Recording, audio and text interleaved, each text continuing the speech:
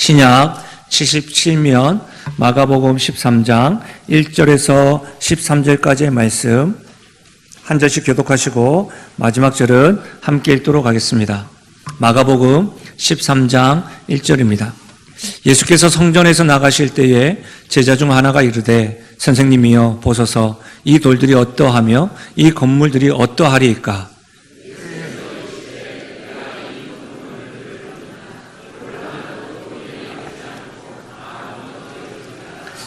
예수께서 감난산에서 성전을 마주대어 앉으셨을 때에 베드로와 야고보와 요한과 안드레가 조용히 묻되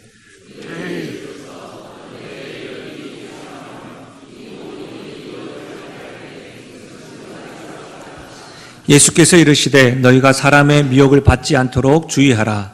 많은 사람이 내 이름으로 와서 이르되 내가 그라하여 많은 사람을 미혹하리라. 난리와 난리의 소문을 들을 때에 두려워하지 말라. 이런 일이 있어야 하되 아직 끝은 아니니라. 민족이 민족을 나라가 나라를 대적하여 일어나겠고 곳곳에 지진이 있으며 기근이 있으리니 이는 재난의 시작이니라.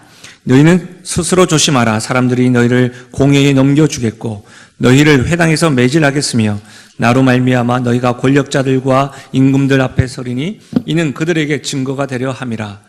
또 복음이 먼저 만국에게 전파되어야 할 것이니라. 사람들이 너희를 끌어다가 넘겨줄 때에 무슨 말을 할까 미리 염려하지 말고 무엇이든지 그때에 너희에게 주시는 그 말을 하라. 말하는 이는 너희가 아니요 성령이시니라. 형제가 형제를 아버지가 자식을 죽는 데에 내주며 자식들이 부모를 대적하여 죽게 하리라. 함께요. 또 너희가 내 이름으로 말미암아 모든 사람에게 미움을 받을 것이나 끝까지 견디는 자는 구원을 받으리라. 아멘. 전 본문의 말씀을 가지고 마지막 때에 필요한 분별력이라는 제목으로 말씀을 나누겠습니다. 여러분 기도해 주셔서 사역반과 함께 비전 트립 잘 다녀왔고 보고 듣고 경험하면서 많은 생각을 하였습니다. 하나됨의 즐거움, 하나됨의 힘씀 이런 것들 고민하면서 소망도 가지고 돌아오는 시간이었습니다. 남은 기간 그것을 목회에 잘 적용해서 또 고민하고 기도하며 나가겠습니다. 마지막 때에 필요한 분별력인데요. 여러분 21세기의 바벨탑, 21세기의 바벨탑으로 불리는 건축물 아십니까? 부르즈 칼리파, 두바이에 건설된 인공 구조물로 현존하는 세계 최고의 고층 빌딩입니다. 63빌딩을요 3개 쌓아놓는 높이입니다. 별로 안 놀라시네요? 그리고 심지어 서울의 북한산 높이래요. 163층. 102층도 아직 못 가봤는데 163층이래요. 굉장하죠? 여러분 더 놀라운 것은요. 지금 2018년 11월인데 2020년도가 되면 이 부르즈 칼리파보다 더 높은 더 타워가 세워집니다. 무려 이 부르즈 칼리파보다 100m 더 높은 빌딩이 세워진다고 합니다. 여러분 지금까지 역사 속에 보면 성경에 기록되어져 있잖아요. 많은 인류들은 자신의 문명과 지혜를 드러내기 위하여 이렇게 건축물을 쌓는 일들이 있었습니다. 분명한 유산물이긴 합니다. 그러나 여러분 우리는 이러한 것을 보면서 그의 우아함과 화려함에 대해서 놀라기도 하고 사람들의 과학 그리고 또 지혜 놀라기도 하지만 분명한 것은 세상에서 영원한 것은 없다라는 것을 깨달을 필요가 있습니다. 인간 문명의 허무함을 보여주는 대표적인 게 뭐냐면 대표적인 건축물이 로마의 콜로세움입니다. 물론 실제로 보진 못했지만 많은 자료들과 사진들 통해서 우리는 잘 아는 분들도 있죠. 저를 포함해서. 이 로마의 콜로세움은 AD 80년 티투스 황제가 준공했습니다. 이 콜로세움은요 4층으로 되어 있다고 해요. 근데 이 4층이 되어 있는데 수만 명을 수용할 수 있는 현대적 계단식 관람석까지 있었다고 합니다. 수만 명이에요. 심지어는 이 티투스 황제가 개장식 행사를 할 때는요 잔치 기간을 100일 동안 했답니다. 야수들을 5,000마리 그 맹수들을 풀었고 무술에 뛰어난 자들과 함께 싸우면서 유흥을 즐겼다고 합니다. 대단하죠. 여러분 이렇게 영원할 것만 같았던 이 콜로세움 지금은 그 흔적을 감추었습니다. 오늘날 우리가 볼 수 있는 콜로세움은 잔해뿐인 것이죠. 이 콜로세움은요 지진을 만나기도 했습니다.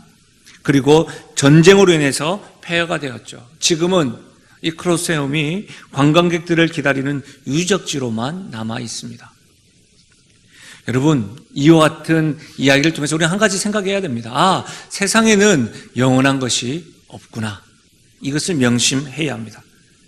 다시 말하면 여러분, 우리는요, 영원하지 않는 세상에서 영원한 하나님을 섬기는 성도요, 하나님의 사람입니다. 여러분, 이 사실을 확신하십니까? 우리 옆 사람에게 한번 이렇게 인사하실까요? 당신은 영원한 하나님을 섬기는 성도입니다. 굉장히 중요합니다. 세상은, 우리가 살아가는 세상은 영원할 것 같지만 영원하지 않습니다. 영원하지 않는 세상에서 우리는 영원하신 하나님을 섬기는 하나님의 사람, 성도라는 이 정체성을 가지는 것이 굉장히 중요합니다. 계속해서 우리가 마가복음을 살펴보면서 우리가 청소년주일, 새생명축제 이것을 통해서 잠시 복음적인 메시지를 살펴보고 계속해서 마가복음에 공부했던 이제 순서에 맞춰서 13장을 살펴보게 됩니다. 오늘 살펴보는 이 13장은 흔히 감난산 강화라고 이야기합니다. 이것은 어떤 것이냐 하면 우리가 잘 알고 있는 마태복음 5장에서 7장에 있는 산상수훈과도 같은 것입니다. 감난산에서 예수님께서 가르치신 말씀, 간론하셨던 말씀, 그 말씀이에요. 그런데요, 산상수훈과는 조금 다릅니다. 13장은 제자들이 질문했던 것, 오해하고 있는 것에 대해서 예수님께서 계속 가르치고 설득하는 내용, 그 말씀이 가득하여 있습니다. 또한 이 13장의 내용은요, 예수님께서 십자가에 지시기 직전에 하신 말씀입니다. 그러니까 이 말씀을 하고 난 다음에 가르침 없이 십자가를 지신 것이죠. 이런 의미에서 우리는 그 어느 때보다도 이 13장을 주의 깊게 살펴볼 이유가 있는 것이죠. 저는 이 13장이 제자들의 질문에 예수님의 답변으로 가득 차 있다고 했습니다. 그런데 크게 두 가지로 정리할 수가 있습니다. 두 가지입니다. 종말의 징조와 시기에 대해서. 두 번째로는 그 종말의 징조와 시기를 알게 됐는데 그때에 우리는 어떻게 살아야 되는가? 이것이 예수님께서 가르치고 강론하시는 큰 주제입니다. 여러분, 우리가 마가복음을 살펴보고 있는데 전체적인 숲을 이해하고 또 계속해서 이렇게 보는 것이 중요합니다. 마가복음은 당시 이 로마의 지배 아래에서 핍박받고 있던 그리스도인들을 염두에 둔 성경책입니다. 그러니까 지금 평안한 가운데 신앙생활을 하고 있는 자들을 향한 것이 아니라 하나님께서 마가를 통해서 로마의 핍박 아래에서 신앙을 지키고 숨어있는 그들을 향해서 마가복음을 기록하게 했다는 것이죠.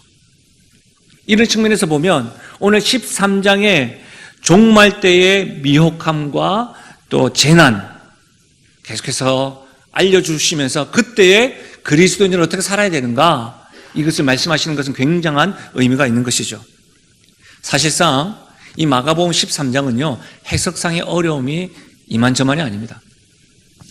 예수님의 말씀 가운데 종말이라는 거 하는 것, 특별히 성전 파괴와 예루살렘 종말이라는 것을 당시에 그 예루살렘 종말만을 이야기하는 것인지 아니면 우리가 지금 살아가고 있는 이 지구의 종말을 언급하는 것인지 구별하기가 조금 어렵습니다. 어떤 것은 예루살렘만을 이야기하고 어떤 것은 지구를 이야기하고 어떤 것은 이 양측을 다 해당되는 것도 있기 때문입니다. 그러나 여러분, 어떠하든 간에 한 가지만큼은 꼭 짚고 넘어가야 합니다. 그건 뭐냐면 종말에 대한 이해입니다. 세상 사람들이 말하는 종말, 말세라고 할 때는 어떤 말을 해요? 이 지구의 마지막 날을 종말이라고 이야기하죠. 그래서 그와 같은 영화들이 많이 제작되기도 하지 않습니까? 그런데 여러분, 성경에서 말하는 종말은 세상에서 말하는 이 세상이 멸망하는 때를 말하지 않습니다. 성경에서 말하는 종말, 말세라는 것은 예수님께서 이 땅에 오셔서 십자가를 지심부터 예수님께서 다시 재림하실 때까지의 그 시간 전체를 종말이라고 이야기하는 거예요. 다시요, 중요합니다.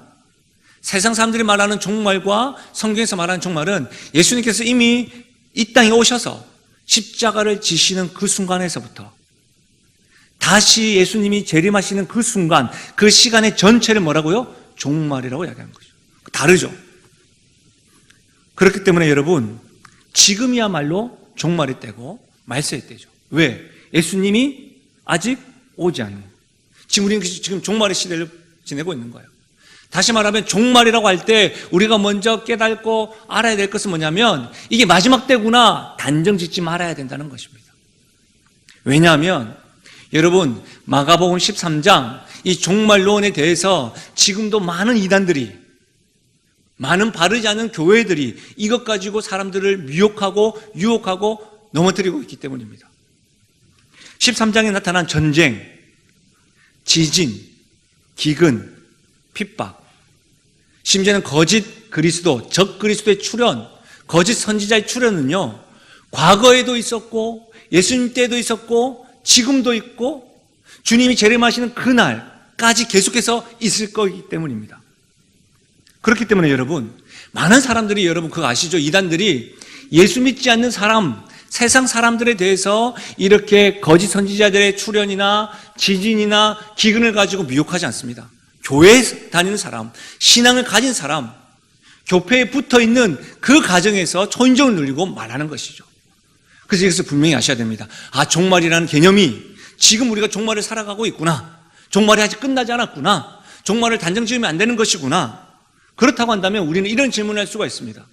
우리가 지금 종말을 살아간다면, 주님이 오시는 그날까지 종말의 시기라고 한다면 이 종말의 시기에 우리는 어떻게 살아가야 하는가? 이 말씀, 이 관점으로 주님의 가르침을 좀 살펴보려고 합니다. 두 가지로 살펴볼 건데요. 첫 번째는 이거예요. 마지막 때에 살아가는 그리스도인은 미혹받지 않도록 주의해야 합니다. 이것이 마지막 때에 가져야 될 분별력 중에 하나예요. 미혹받지 않도록 주의하라. 여러분, 제자들은 지금 성전에서 나와서 그 건물의 아름다움과 위용에 감탄합니다. 그러나 예수님은 성전의 외적인 아름다움 너머에 가득한 패역함을 보지 못하는 그 제자들의 미숙함, 분별력 없음, 그것을 문제 삼으십니다. 제자들은 성전의 아름다움을 이야기하지만 예수님 그 아름다움에 대해서 전혀 말씀하지 않고 어떻게 예루살렘 성전의 완전한 멸망을 선언하십니다. 예수님의 이 말씀은 약 40년 뒤인 주후 70년에 로마가 예루살렘 성전을 파괴하는 것을 가리킵니다. 그리고 궁극적으로 세상의 종말을 말씀하시는 이중적인 메시지가 담겨져 있는 것이죠. 그렇게 말씀하시고 난 이후에 제자들 4명이 베드로와 야고보와 요한과 안드레가 조용히, 그러면 그런 심판이, 그런 마지막이 언제 일어납니까? 이렇게 묻는 것이죠. 그 질문에, 그 오해하는 것에 대해서 예수님께서 5절부터 13절까지 말하고 있어요. 물론 제자들의 오해는 여기에서 끝나지 않습니다. 마가복음 배우면서 계속됐죠. 심지어 부활하신 예수님을 만나고 나서 사도행전 1장에 보면 하나님의 때가 언제입니까? 계속해서 때에 대해서 하나님의 뜻을 잘 모르는 모습을 보입니다.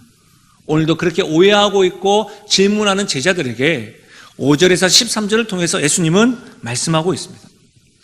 13절에서 6번이나 반복해서 나오는 단어가 뭐냐면 주의하라는 것입니다. 무엇을 주의해야 될까요? 예수님은 종말에 많은 거짓 그리스도, 젖 그리스도가 나타나서 미혹하기 때문에 주의해야 됨을 강조하고 있는 것입니다. 5절과 6절인데요. 우리 본문 5절과 6절 다 같이 함께 읽어보도록 하겠습니다. 함께 읽겠습니다. 예수께서 이르시되 너희가 사람의 미혹을 받지 않도록 주의하라.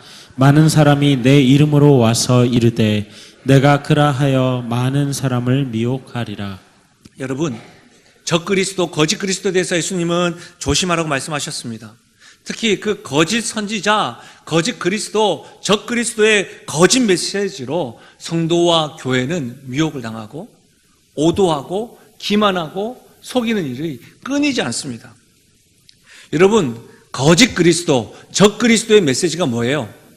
오늘 6절에 보니까 내가 그라는 거예요. 내가 바로 그 사람이다 라는 겁니다. 이 말은 뭐예요? 예수님이 보냈다는 말이 아니라 내가 곧 예수다라는 거예요. 내가 예수다. 내가 그리스도다. 내가 메시아라고 자부하는 것입니다. 예수님처럼 예수님이 행하셨던 일들을 자신이 행세하는 것입니다. 소위 재림 예수라고 말하는 사람들이 여러분 한국 땅에 얼마나 많은지 모릅니다. 곳곳에 자기가 예수래. 근데 요즘에는요, 재림 예수라고 하면 아닌 것 같아.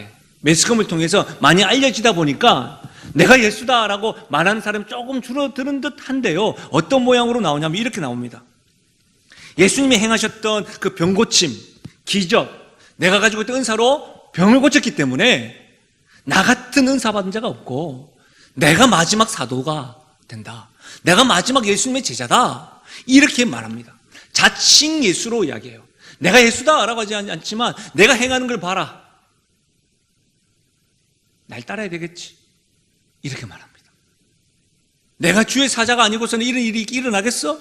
하면서 계속해서 그렇게 말합니다. 여러분, 잘 아셔야 됩니다. 이와 같은 사람들이 등장하고 출현하는 것이 뭐라고요? 종말의 징조입니다. 그러면 여러분, 교회 안에는 이런 사람이 없을까요? 있습니다. 여러분, 교회 안에서 직분을 가지거나 봉사하거나 섬길 때에 우리가 예수님을 잃어버리고 그 권위의식에 빠지고 교권주의에 빠지면 그건 역시도 거짓 선지자의 모습이고 거짓 그리스도의 출현과 다름이 없습니다. 분명히 아셔야 됩니다. 왜냐하면 기적과 표적은 모두가 다 예수님이 하나님의 아들이라는 것에 집중되어집니다.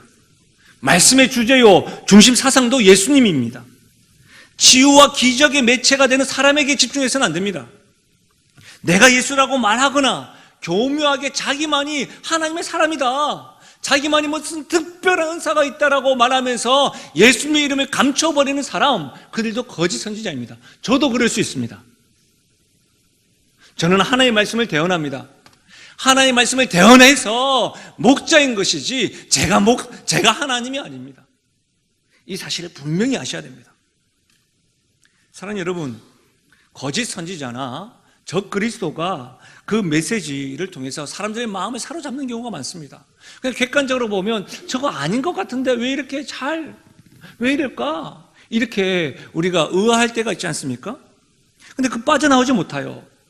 꼭 붙들려 있어요. 왜 그럴까요? 위기의식을 고조시키기 때문이에요. 위기의식을 고조시켜요. 여러분, 제가 매번 말씀드렸어요. 여러분, 제가 이렇게 목동역에 신방하러 가기 위해서도 걸어 다니면 꼭 저한테 그런 말을 해요. 어떻게 해요? 얼굴이 후광이 있습니다. 그럼 제가 뭐라고 이야기할까요? 비비크림인데요. 그렇게 이야기해요. 그러면 멈출 줄 알죠? 멈추지 않습니다. 아, 그러세요? 아, 그래도 후광이 있는데요? 그런데 뭔가 또 어둠도 보입니다. 이렇게 위기를 조장해요. 여러분, 참 미안하잖아요. 보이스피싱, 왜 그렇게 당하는 걸까요? 자녀에게 어려움이 있다, 가족에게 어려움이 있다, 그렇게 이야기하니까 어떻게 돼요? 그전 알고 있었는데 전 절대 안 될 거야 함에도 불구하고 어떻게 해요? 속습니다.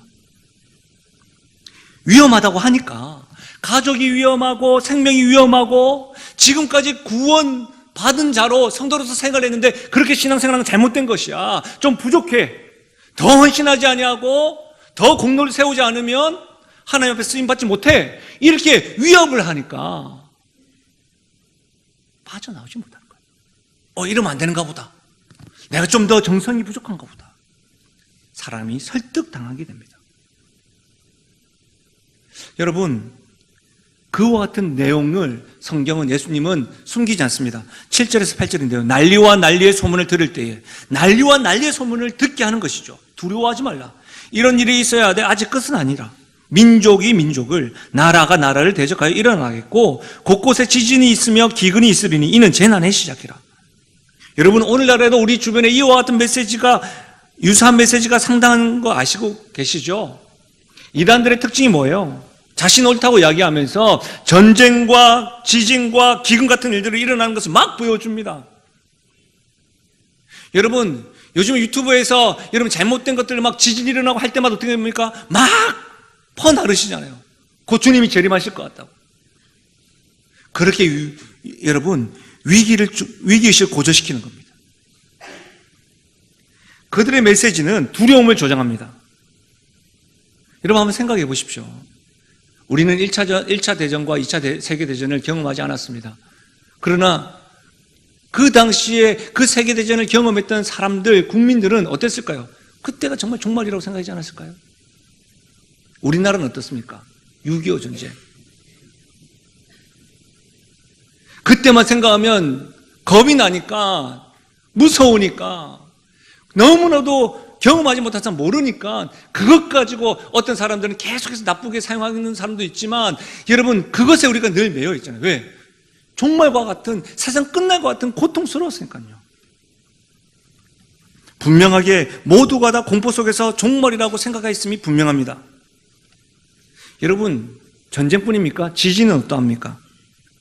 통계에 의하면 지금 우리가 21세기에 살고 있는데요, 20세기에는 약 2만 번의 지진이 있었다고 합니다. 21세기에 지금 사실 우리나라는요, 지진이 있다고 해도 불구경하듯이 잘 생각 안 했었습니다. 그렇죠? 근데 최근에 어떻게 해요? 경주, 포항, 그런 일들, 다른 나라에서 지진이 일어나면 그렇지, 우리는 할렐루야 하면서 그랬던 우리가 포항, 경주, 또 이렇게 서울에서도 막 지진이 일어날 때마다 이게 남의 일이 아니네? 라고 생각하지 않습니까? 지진에 대한 두려움이 가득합니다. 기근은 어떨까요? 여러분, 기독교 TV나 여러분 한번 살펴보십시오. 가난으로 기근에 빠져 있는 사람들이 얼마나 많은지 모릅니다. 지금도 8억 명 이상의 사람들은 기근에 허덕이고 있다고 해요. 우리나라에서 여러분 가장 부유한 동네가 송파구, 강남, 분당, 목동이라고 하지 않습니까? 그럼에도 불구하고 우리 목동 안에도 여러분 힘겨워하는 분들 많다는 거 알고 계시죠? 우리가 잘 아는 월드비전이나 철호구산 재단이나 컴패션, 여러분 그런 것들 보면 모두가 다 심각한 가난과 기아 상태에 있는 아이들을 여러분 돕기 위한 기구 아닙니까? 전쟁과 지진과 기근은요, 예수님께서 말씀대로 이 땅에서 마지막 심판이 오고 있다는 징조입니다. 그래서 여러분, 하나님을 모르는 사람이라 할지라도 하나님에 대해서 신앙을 찾지 않지만 이와 같은 징조에 대한 소식을 들으니까 두려움이 조장되고 무서운 거예요. 그것이 오늘날의 현실입니다. 심지어는 교회에서나 사람들은요, 마치 당시 예루살렘 성전이 파괴되는 것을 생각지도 못했던 것처럼 세상의 종말적인 심판이나 예수님의 재림에 대해서 알고는 있지만 믿지 못하는 사람들이 있습니다. 어떤 의미에서 경각심이 필요한 것도 사실입니다. 그러나 여러분, 분명히 아셔야 되는 것이 있습니다. 이와 같은 전쟁의 소식, 민족과 민족 간의 전쟁의 소식과 재난의 소식과 기근의 소식들은 모두가 다 이 종말의 징조인데, 이 종말의 징조를 통해서 우리는 반드시 기억해야 되는 것은 뭐냐면, 이것은 예수님이 예언하신 내용이라는 거예요. 예수님이 약속하신 내용이 성취된다는 것이죠. 아, 예수님은 신실하신 분이기 때문에 당신께서 예언하신 것을 성취하고 있구나, 이것을 먼저 알아야 돼요. 그러면 종말에 대한 예언만 성취가 있는 것일까요? 주님의 심판에 대해서는요, 예수님께서 다시 이 땅에 재림하신다는 것에 대해서는요, 성취가 일어날까요? 안 일어날까요? 일어나는 것이죠. 같은 맥락에서 생각해야 되는 거예요. 종말의 징조와 재림의 사건과 심판에 대한 예수님의 말씀, 이 모든 것들이 주님이 하신 약속의 성취 측면에서 우리가 이해를 해야 된다는 것이죠. 두려워하기보다, 아, 이것은 주님이 예언하신 대로 성취를 이루시는 것이구나. 아, 주님, 내가 영원하지 않는 세상에서 영원하신 하나님은 신실하신 분이시구나. 종말의 징조를 생각할 때마다 예수님도 뭐 하신다? 재림하실 것이다. 여러분, 종말이 다가올 때 영적인 미혹이 많아집니다. 그래서 우리는 미혹되지 않도록 주의해야 됩니다. 예수님께서는 전쟁과 지진과 기근에 대해서 분명히 말씀하셨습니다. 징조에 대해서. 그러나 예수님은 징조에 대해서 말씀하시면서 두려움을 조장한 것이 아닙니다. 7절을 보십시오. 7절과 8절 보시면 뭐라고 해요? 징조에 대해서 말씀하시면서 뭐라고 해요? 두려워하지 말라라고 이야기하는 거예요. 두려워하지 말라. 그리고 이것은 재난의 끝이 아니라 뭐라고요? 재난의 시작이라고 말씀하는 거예요. 무슨 말이에요? 내가 예언했던 대로 예수님의 정하신 목표와 때와 시간에 맞춰서 세상이 뭐 하고 있다? 가고 있다. 이해되십니까? 이거예요. 세상은 돈과 권력이 있는 자들이 세상을 움직인다고 생각하지만 착각인 거죠. 왜?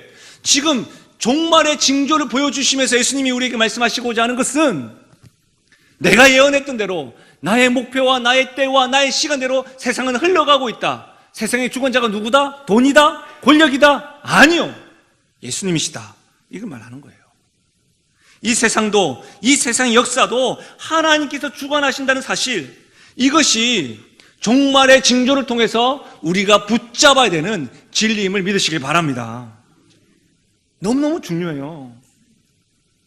또한 우리가 우리 주님 재림하신다, 나는 주님의 재림을 믿는다라고 하는 것은 뭐예요? 죽은 자가 나오십니까? 우리 주님은 지금도 뭐 하고 계시다? 살아계시다. 살아계셔서 반드시 오실 것이다. 이것을 의미합니다.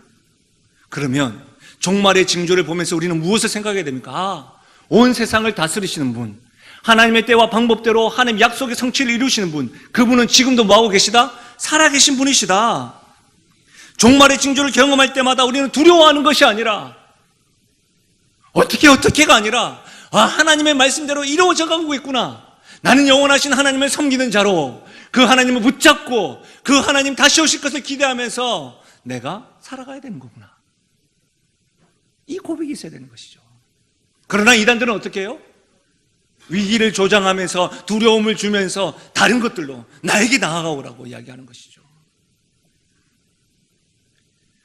사랑하는 여러분, 그런데 많은 사람들은요, 두려워하고 미혹되어 넘어지고 주님이 아닌 적그리스도와 거짓 메시지의 인생을 위탁합니다. 여러분 어떠세요? 혹 여러분은 그 두려움 때문에 예수님을 믿으십니까? 주님의 음성을 들으십시오. 두려워하지 말라. 내 계획대로 지금 진행되고 있는 거야. 나는 지금 살아있어. 사랑하는 여러분, 종말의 때 그럼 우리는 어떻게 해야 될까요? 복음주의자 설교자이신 존 메가더 목사님은 이렇게 말씀하셨습니다. 말세는 곧 진리의 싸움이다. 말세는 곧 진리의 싸움이다. 종말의 미혹을 받지 않기 위해, 미혹을 이겨내기 위해서 무슨 말이에요? 말씀의 진리 위에 서야 한다는 말입니다. 다른 것을 쫓아가는 것이 아니라 말씀의 진리 위에. 우리는 지금 예수님께서 재림하시기 직전에 종말의 시대를 살고 있는 우리들은 미혹받지 않도록 주의할 뿐만 아니라 어떻게 해요? 말씀의 진리 위에 서도록 노력해야 된다는 거예요. 그래야만 영적 미혹이 찾아올 때 담대히 물칠 수 있는 거예요. 무슨 말입니까? 스스로 말씀을 읽고 묵상하는 법을 배우셔야 합니다. 스스로 말씀을 읽고 묵상하셔야 됩니다. 2018년 남은 기간 동안 성경을 읽고 묵상하는 법을 배우도록 하겠습니다. 또한요, 성경 말씀, 설교 말씀을 한 번만 듣고 잊어먹지 마시고 여러분 적어도 2번 듣기 운동을 좀 했으면 좋겠습니다. 홈페이지와 유튜브를 통해서 여러분 유튜브에서 목동 영신교회 하면 여러분이 매주마다 보는 사람이 나와요. 2번 듣기. 혹 몇 분이 목사님 저 봐라, 조회 높이려고, 조회수 높이려고. 저 그런 사람은 아닙니다. 저뿐만 아니라 유튜브에 건전하고 바른 설교자들이 많습니다. 그러나 부탁드리고 싶은 것은 건전하고 바른 설교자도 있지만 조금 미혹시키는 설교자들도 있습니다. 여러분이 자주 듣는 분들이 계시다고 한다면 한 번쯤 물어봐 주십시오. 교육자들에게. 그래서 무슨 말이에요? 여러분, 적어도 주의 말씀에 굳게 쓴다. 스스로 말씀을 읽고 묵상하는 법뿐만 아니라 하나님의 말씀을 어떻게 해요? 일주일에 적어도 2번 듣기 운동. 그리고 주의 말씀을 듣고 어떻게 해요? 나누는 운동. 식사하실 때도 지난주 그 드라마 봤어? 엄마야. 뭐 이렇게 하면서 아내 맛 봤어? 뭐 이렇게. 그것도 하세요. 근데 그것도 하시는데 오늘 말씀 어땠냐고, 당신은 기도 제목은 뭐냐고, 말씀을 가지고 삶을 나누는 그런 이야기들이 있었으면 좋겠습니다. 사랑하는 여러분, 마지막 때를 살아가는 그리스도인들은 말씀의 진리 위에 굳게 서서 미혹받지 않도록 주의해야 합니다. 우리 모두 우리가 붙잡아야 되는 진리는 하나님은 신실하시다. 주님의 약속대로 이 세상을 다스리고 계시다. 그 주님은 지금도 살아계셔서 반드시 재림하신다. 나는 영원한 그 하나님을 믿는 하나님의 성도이다. 이와 같은 진리를 붙잡고 미혹받지 않기를 주의 이름으로 부탁드립니다. 2번째로 우리가 분별해야 될 분별력은 복음 전함을 멈추지 말아야 합니다.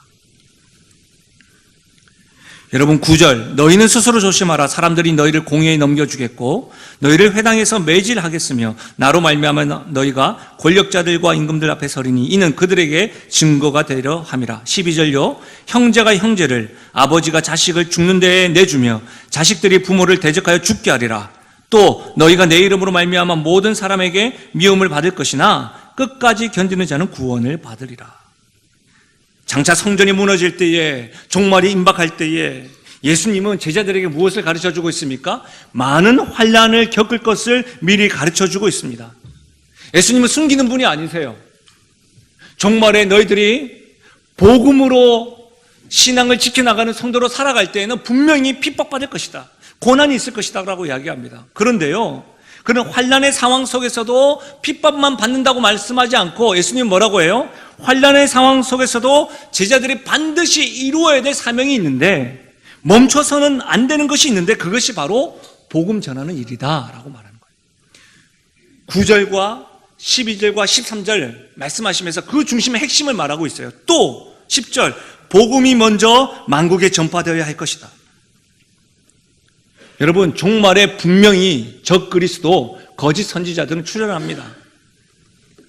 전쟁과요, 천재지변의 재앙이 있을 것입니다. 성도들에게는 고난과 핍박이 있을 것입니다.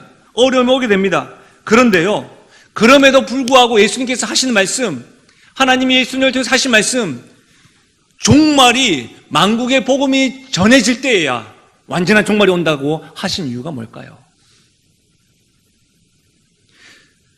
종말의 징조가 종말의 끝이 아니라고요.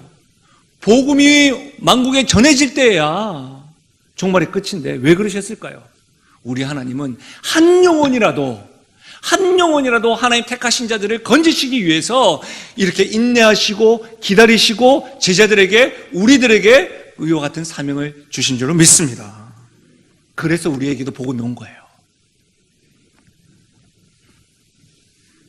당대의 각자가 경험했던 종말의 그 시대에 살았던 많은 믿음의 사람들이 그런 환난과 핍박 가운데서도, 어려움 가운데서도 복음 전함을 멈추지 않아서 이 조선 땅에 복음이 전해졌고, 나와 같은 자에게도 복음이 전해져서 나 역시도 지금 복음을 전하고 있는 거예요. 우리 교회가 이렇게 세워진 거예요.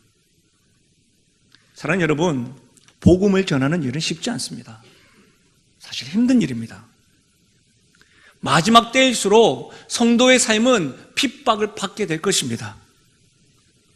어떤 의미에서는 죄와 흠도 없으신 하나님의 아들 되시는 예수님께서도 고난을 받으셨기 때문에, 그분이 내가 고난을 받으신지 너희도 고난 받으라는 그 말씀처럼 어쩌면 우리가 주님의 제자로 닮아갈 때에, 말씀대로 우리의 본능과 역주행해 나갈 때에 고난과 핍박을 경험하는 것은 어쩌면 당연합니다. 이렇게 보면 성도로 살아가는 것은, 고난은 선택이 아니라 필수인 것이죠. 어떤 분들은 고난이 필수입니다라고 이야기하면, 목사님 그 이야기만큼 듣고 싶지 않습니다. 사실 저도 고난을 좋아하지 않습니다. 핍박이 두렵습니다. 목회를 하거나 저희 가정에 고난과 핍박이 없었으면 좋겠습니다. 고난 두렵기도 하고 힘듭니다. 좋아할 사람 없어요. 그렇다고 해서 고난이 있고 핍박이 있다고 해서 여러분 믿음을 저버리시겠습니까? 그렇다고 해서 여러분 성도임을 부정하시겠습니까? 그렇다고 해서 내 주님을 부인하시겠습니까? 염려할 필요 없습니다. 두려워할 필요 없습니다. 복음을 전하는 일에 순종할 때마다, 복음으로 인해 어려움을 겪을 때마다 성경은 분명히 말합니다. 예수님은 분명히 말씀하셨습니다. 성령께서 우리를 도와주시기 때문에 염려하지 말아라 라고 말씀하시는 거예요. 11절 보세요. 사람들이 너희를 끌어다가 넘겨줄 때에 무슨 말을 할까 미리 염려하지 말고 무엇이든지 그때 너희에게 주시는 그 말을 하라. 말하는 이는 너희가 아니요 누구다? 성령이시니라.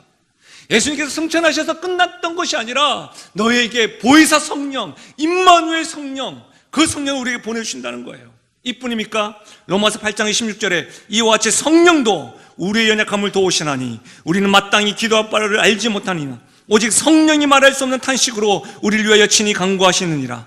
마음을 살피는 이가 성령의 생각을 하시나니 이는 성령이 하나님의 뜻대로 성도를 위하여 강구하심이니라. 우리가 알거니와 하나님을 사랑하는 자 곧 그의 뜻대로 부르심을 입은 자들에게는 모든 것이 합력하여 선을 이루느니라. 사랑하는 여러분, 복음이 먼저 모든 족속에게 증거되기 전에는 종말이 오지 않습니다. 종말의 징조가 있다 할지라도 복음이 모든 민족에게 전해져야지만이 주님 재림하실 겁니다. 두려워하지 마십시오. 절대로 미혹되지 마십시오. 복음은 많은 환난과 핍박을 통해서 증거됩니다. 그런데 이 환난과 핍박을 사단이 이용하는 것이죠. 전략인 것이죠. 그래서 복음 전함을 멈추게 만들려 합니다. 교회에도 핍박을 하고 어려움을 주고 갈등을 주고 시험을 주어서 복음 전함을 멈추게 합니다. 지성적인 어려움을 주고 세상적인 세속화가 들어오고 그래서 복음 전함을 먼저 해서 나중으로 밀어버립니다. 이 사실은 우리 교회와 말세를 살아가는 성도들과 저 자신에게 주께서 주시는 분명한 메시지가 있는 것이죠. 어떤 메시지입니까? 복음 전함을 멈추지 말아야 한다는 것입니다. 구호로만 우리 교회가 복음을 쉬지 않고 전하는 교회가 아니라 참으로 복음 전함을 쉬지 말아야 하는 것이죠. 복음 전함을 그 어떤 것보다 나중되게 해서는 안 됩니다. 복음 전하는 일에 가장 먼저 앞서고 우리의 열정과 힘을 쏟는 교회, 복음을 가장 먼저 앞세우는 가정, 그런 성도가 될 수 있기를 바랍니다. 사랑하는 여러분, 한번 점검해 보세요. 종말과 말세를 살아가는 예수님의 사람, 하나님의 사람, 참된 제자는요, 종말의 때와 징조에 과민 반응하지 않습니다. 왜냐하면 이것은 예수님께서 약속의 성취구나, 예수님께서 다스리고 있는 거구나, 예수님께서 살아계시구나 라는 것을 주님께 붙들게 하는 것입니다. 그렇기 때문에 그 주님 때문에 어떻게 해요? 복음 전함의 사명을 감당하는 것이죠. 여러분은 말세의 징조와 때에 대한 지나친 관심과 두려움에 붙들려 있지는 않으십니까? 그게 아니면 복음 증거를 통해서 진정한 믿음의 인내를 감당하고 있으십니까? 모든 민족을 향한 복음 증거의 사명을 위해 오늘 우리 교회는, 우리 가정은, 나는 어떤 것으로 힘을 써야 할까요? 여러분의 가정에 복음 전함을 멈추지 마십시오. 어떤 분은 저에게, 목사님, 제가 자녀들 포기했습니다. 우리 남편도 포기했습니다. 근데 목사님은 기도해 주세요. 본인은 포기해놓고 복음 전함을 멈추지 마십시오. 복음 증거에 여러분의 열정과 은사와 재정이 어떻게 사용되는지 점검해 보십시오. 복음 전함에 있어서 여러분의 은사가, 여러분의 열정이, 여러분이 사용되는 재정이 먼저입니까? 나중입니까? 멈추셨습니까? 지금도 견디며 계속해서 전하십니까? 주님의 음성에 귀 기울이시길 바라요. 특별히 오늘은 교사주일입니다. 예수님처럼 제자들에게 쉬지 않고 섬겨주시고 사랑으로 애쓰시는 교사들에게 참 고개 숙여 감사의 말씀과 도전된다는 말씀 꼭 전해드리고 싶습니다. 하나님께서 한 사람 한 사람에게 애쓰시고 힘쓰는 그 열정과 마음, 복음 전함을 멈추지 않고 주의 사랑을 전하는 교사들, 더불어서 목자들, 그들의 모습을 보고 우리 하나님은 반드시 흐뭇해하시고 기뻐하실 것입니다. 하나님이 기뻐하시는 복음 전하는 일 멈추지 마시고 주님의 때에 우리 주님 팔 벌리셔가지고 사랑하는 아들아 딸아 꼭 안아주시는 그날까지 복음 전함을 멈추지 않기를 주의 이름 부탁드립니다. 이 시간에 사실은 교사들이 몇 안 되시죠? 우리 목자들에게, 성김이들에게도 간청하고 싶은 것이 있습니다. 우리 가정에, 우리 아이들에게 온 세상을 다스리시는 분이 하나님이란 사실, 우리 주님은 지금도 살아계신 분이시다는 사실, 우리 주님은 반드시 재림하신다는 복음의 메시지, 하나님은 심판하실 것이다, 그리고 잘난 자들에게 상급이 있을 것이다 라고 하는 분명한 메시지를 가르쳐 주십시오. 우리의 다음 세대들에게, 여러분의 가정에게, 자녀들에게. 그래서 여러분의 가족들 중에, 가족 구성원들 가운데 잘못된 길로 빠지지 않도록 주의 상급을 바라고 주를 향하여 헌신하며 나아갈 수 있도록 주님의 사람으로 이 종말의 시대에 믿음을 잘 지켜나갈 수 있도록, 그런 은혜가 있도록 계속해서 복음 전하는 일을 쉬지 않길 바랍니다. 부모님에게 간청합니다. 교사를 위해서 기도해 주십시오. 목자를 위해서 기도해 주십시오. 학교 교사보다, 학원 선생님보다 하대하지 마십시오. 나와 함께 우리 자녀들을 위해서 눈물로 기도하고 진리를 가르쳐주는 다음 세대 교사들 뿐만 아니라 하나님의 사랑을 전하고 여러분에게 애쓰시는 목자로서 여러분이 다가가는 분들에게 격려하고 지지해 주시길 바랍니다. 그러면서 저는 부모님들에게 정말 간청합니다. 세상의 주권자도 하나님이시고 우리의 인생과 가정도, 자녀도 하나님이 인도하신다는 사실을 확신할 수 있길 바랍니다. 그렇다면 가정에서 하나님에 대해서 좀 이야기를 하시고, 메사의 예수님이라면 어떻게 하실까? 가족 구성원들과 좀 함께 나누면서 무엇보다 돈보다도, 명예보다도, 권세보다도, 평안함과 안정함보다도, 우리 부모님들 자녀보다도 내가 주님을 더 사랑한다, 이것을 자녀들에게 보여주십시오. 힘써주세요. 애써주세요. 그럴 때 종말의 시대에 살아가는 우리 다음 세대들 역시도, 우리의 자녀들 역시도 믿음으로 하나님 앞에 나아갈 줄을 믿습니다. 말씀을 마무리하겠습니다. 한 아이가 우리 초등부에 나왔습니다. 가족이 함께 온 것이 아니라요, 친구들과 함께 혼자 왔다고 합니다. 보통 영아부, 유아부, 유치부, 초등부는 부모님이 데려오지 않습니까? 근데 이 친구는 혼자 왔대요. 혼자 오는 친구들은 늘 그렇듯이 가족이 없으니 외롭고 그래서 교회에 오기가 어려웠다고 하는데, 지금도 초등부 교사를 하고 계시는 우리 교사 선생님들로 인해서 늘 따뜻하게 반겨주시고 맞이해주시고 안아주셔서, 지나가 보니까 그때 그 선생님이 자신에게 주의 사랑과 복음 전함을 멈추지 않아서 자기가 여기까지 왔다라는 거 이야기하는 것을 들었습니다. 그 친구는 벌써 청년이 되었습니다. 이것은 교사들만이 해야 될 일이 아닙니다. 우리 교회가 복음 전함에 환난이 있고 핍박이 있다 할지라도 나중이 아니라 먼저 해야 될 일인 것이죠. 세상에 영원한 것은 없습니다. 우리는 영원하지 않는 것을 위해서 살아가는 사람들이 아닙니다. 우리는 영원한 하나님을 위해서 살아가는 겁니다. 우리가 섬기는 하나님은 지금도 살아계시고 이 세상을 다스리시는 분이십니다. 그 주님은 반드시 다시 오실 것입니다. 우리는 그 주님을 대망하고 소망하면서 이 땅을 살아가시는 것이죠. 종말의 시대에 마지막 때 우리가 가져야 될 분별력은 이 하나님을 붙잡고 미혹되지 아니하고 복음 전함을 멈추지 않고 계속해서 하나님이 결론이고 진리임을 증거하고 자랑하며 나아가는 것이 우리의 분별력인 줄 믿습니다. 그 은혜가 우리 모든 성도에게 있기를 주의 이름으로 간절히 축원드립니다. 우리 이 시간에 말씀을 생각하면서 주께서 우리에게 보혜사로 보내주시고 약속하셨던 성령님, 그 성령님을 대망하고 함께 하신 성령님을 찬양하면서 우리 박수치면서 찬양하며 나가겠습니다.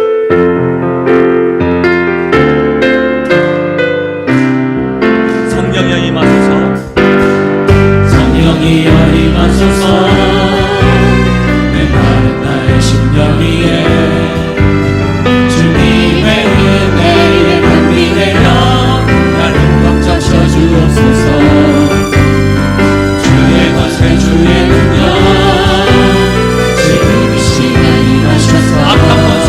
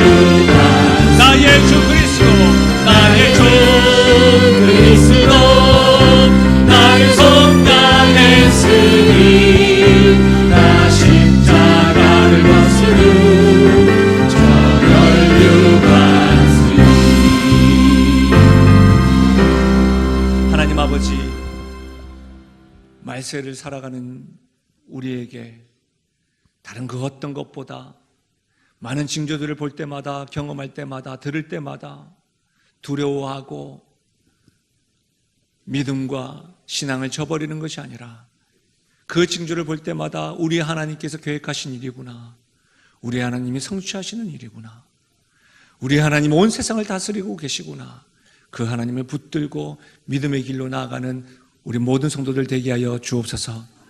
악한 영들에게, 거짓 선지자들에게, 적그리스도에게 미혹되지 않게 하여 주셔서 말씀으로 굳게 서는 우리 교회, 우리 가정 되게 하여 주시옵소서.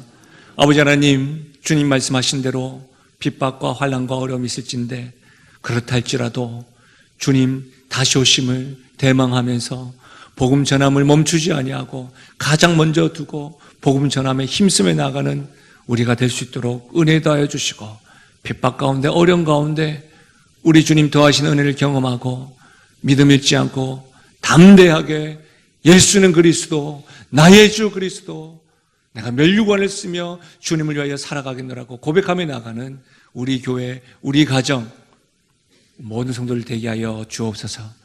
감사드리며 예수님의 이름으로 기도하옵나이다. 아멘. 우리 자신과 서로에게